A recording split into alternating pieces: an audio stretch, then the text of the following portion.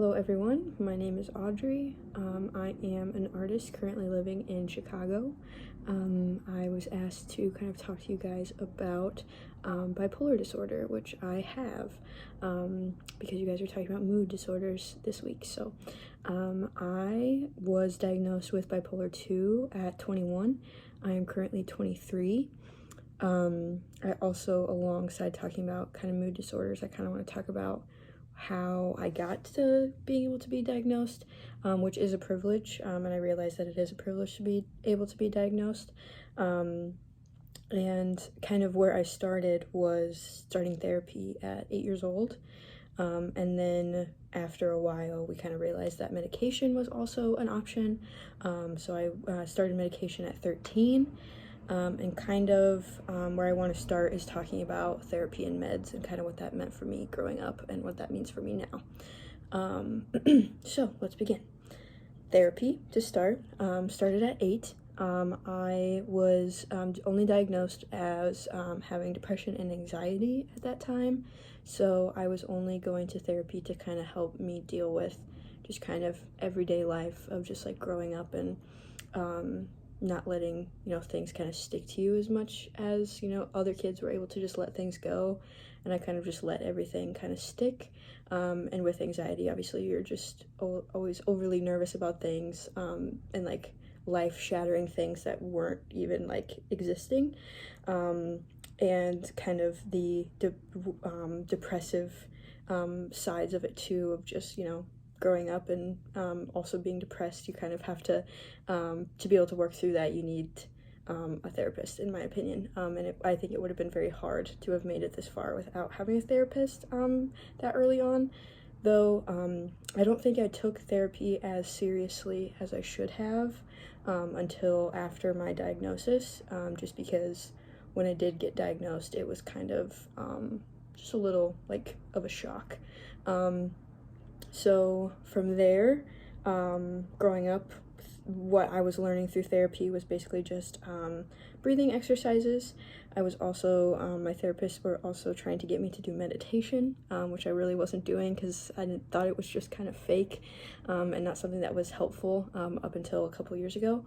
And kind of just learning how to keep my, what I know now is keep my mood stable. But for them, it was kind of just keeping my anxiety low was kind of the big issue they wanted to take care of with going to therapy. And then now going into later on, at 13, I started getting medicine for depression and anxiety. I don't remember which one I started with, but I'll talk later about all of the medications that I was on up until now, and kind of what that kind of did for me. So I think that meds definitely helped me for a while, a good deal for a while starting out, and it was just kind of, trying to keep things as balanced as possible without really knowing that things were unbalanced, if that makes sense. Basically, I was taking antidepressants to make sure that I was able to keep going to the job that I had just gotten at 16, which was later on in high school, being able to actually graduate, being able to keep up with the commitments that I had in high school, and then after graduating, I was kind of changing the medication that I was on. Obviously, as you get older, your body reacts to medicine differently, and if you're like I was going through the stages of the smallest dosage to then all the way to the highest dosage, realizing it's not working and then starting over with a new medication, once I got to college, I had already been like through everything you could possibly try, so for me, college was kind of rocky to start because I didn't have the proper medication I definitely should have as an adult. So that was hard, but as I got into college, I was able to obviously figure out more of like my own emotional intelligence, like kind of being able to realize what triggered certain feelings within me, because at the time I wasn't really aware of what bipolar meant other than, oh, your mood you switch like crazy, like you feel this way one second and then the next second you feel a different way, which is not, you know, obviously not true. And I think more intellectually minded people know that that's not true.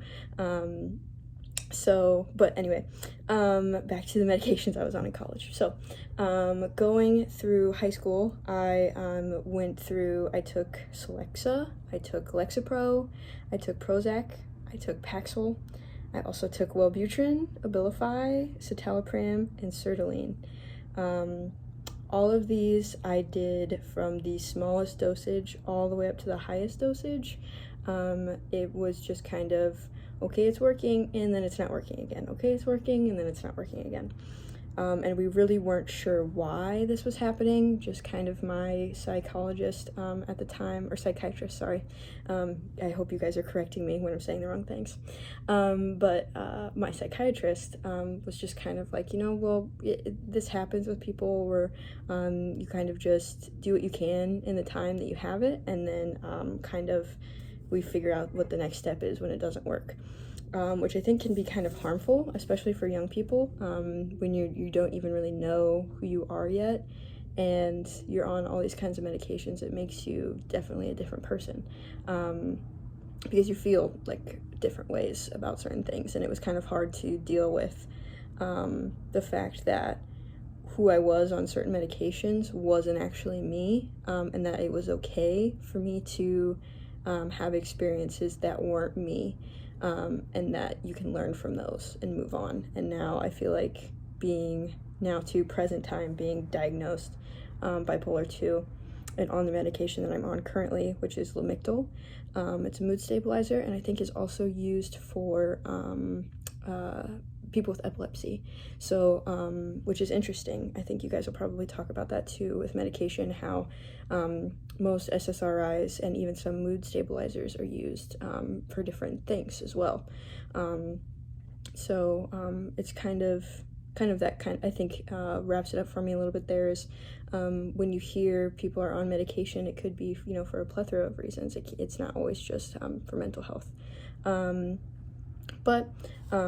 With talking with medication, I kind of wanted to also talk about what unmedicated behavior looked like for me and what medicated behavior now looks like for me, being properly medicated. As we're aware, like I talked about in the beginning, bipolar 2, which is what I have, is you have depressive episodes and you have manic episodes. And for me, I don't really have a level ground between the two. It's usually one or the other, and I'll talk about that later. But for behaviors in manic episodes, I kind of want to talk about that first and what that's like for me. So when I was unmedicated, being manic meant I was overspending. I was buying clothes that didn't fit me, that I would never wear, shoes that I wouldn't wear just because I thought they were cool, I would buy them. Random hobby stuff that I thought I was gonna pick up. Like I even still have a penny board in the back of my car that was like, yeah, I'll pick up skateboarding someday, I'm gonna buy that now. Buying ukuleles, multiple. I don't know why I thought that was gonna be a hobby I would pick up in the future. Overspending. And then also paranoia, like thinking that there was somebody watching me through my windows when somebody wasn't obviously there. I feel like somebody was following me when I was walking home from school, feeling like my parents were mad at me when they weren't, feeling like my friends were mad at me when they weren't, feeling like I was gonna fail out of school when that wasn't really a possibility because I was trying so hard all the time. I had rushed speech and rushed thinking, so my brain was moving 1,000 times faster than I was able to process. Kind of an example I give people is you're sitting in a car that's driving 100 miles an hour, and visually you're only able to just figure things out at like a 30 mile an hour rate.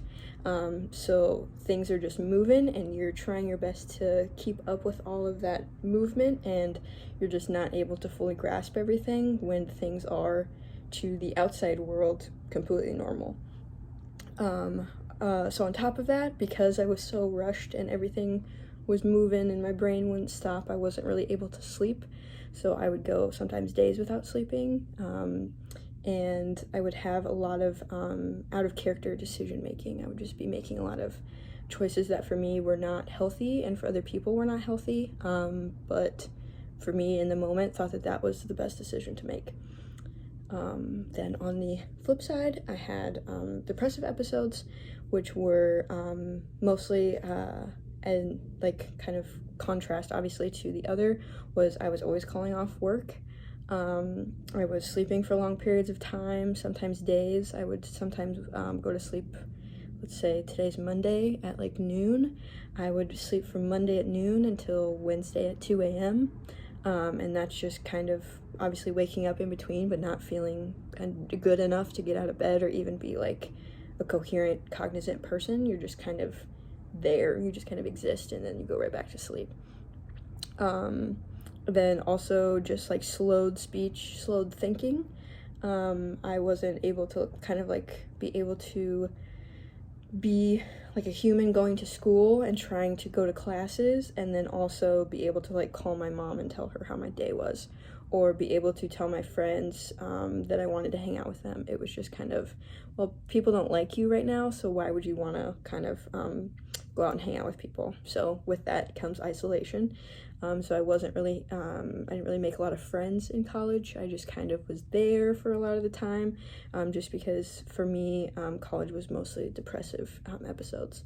But and in bad cases, I am happy to say this no longer happens, but in really bad cases, I did have suicidal thoughts and or planning.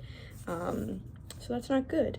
So now I feel like as a medicated person, I've experienced all those extremes, like to the extreme, and now with the medication that I'm on in a proper dosage, I feel pretty close to normal, whatever that means. For me, I just say level. Like I don't feel like I'm going up all the time, I don't feel like I'm down all the time. It does have spikes here and there, just because that's, I think for me personally, never gonna go away. I hope maybe some people feel that they are able to be stable and level all the time, but for me that's not possible, and I've kind of come to accept that. And for me, what manic and depressive episodes are like now are, for manic episodes are, I'm still kind of overspending sometimes, and I can recognize that, but it's overspending on things that actually get used. Like buying my cat toys when she doesn't need more toys, or buying stuff like going to Target for no reason, but you know, you can kind of find, you know, happiness in doing kind of dumb things like that, I think as well. I do still get a little bit of paranoia sometimes, but I think I would more categorize that as anxiety this point, because it's more along the lines of, did I forget that I have to work tomorrow? Did I forget to lock the front door? Did I park my car in an unsafe area? Even though those are things that I really never have to worry about because they're things I always remember. So yeah, I would just categorize those as more as like anxieties, less than like paranoia, I guess, at this point. And I still have the rush speech and rush thinking, just not to the like extreme that I used to have them at. And then on the flip side again, I still have depressive episodes. So with those, I have slowed speech and slowed thinking. So it's still harder for me to communicate sometimes, and harder for me to process things. I just process things at a slower rate, I think, when I'm in my depressive little, you know, episodes. So I also still feel like I do isolate myself still sometimes, and that's just out of fear of being like a hindrance or a burden to people, I think. But I think now, because I've been able to, you know, live and have experiences, I have a great support system of people who realize when I'm doing those things and still want to get me out of my shell and ask me to do things like after work, or like my roommates ask me to do stuff with them all the time. Alongside that, we kind of talked about how when I was unmedicated, I was sleeping a lot, and then as I'm medicated, I feel like I have a more stable kind of sleep schedule, but I do still take frequent naps. I do think that's because I just like to indulge in being able to sleep more. I think maybe I'm just a sleepy person. But with those depressive swings, I do see myself sleeping more. I think all in all, meds have been able to keep me stable and have made me a more productive person, which in my opinion is very important. Like something I do put on myself is to be productive. And so I've found that that's been a really good thing that medication has given me, is being able to be who I want to be. So I kind of want to wrap up just by saying, you know, some people hear my diagnosis and it scares them.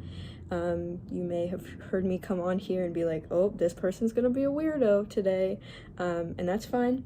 But the reason I do this is because I think talking openly has helped me heal from this diagnosis, and also helped me heal the people around me and be able to help them learn that, like, I'm not a scary person, and just maybe some of the things I do may be unsettling to some people sometimes, but I'm not somebody who you should be afraid of, and I don't think just because somebody has bipolar disorder means that they are a scary person.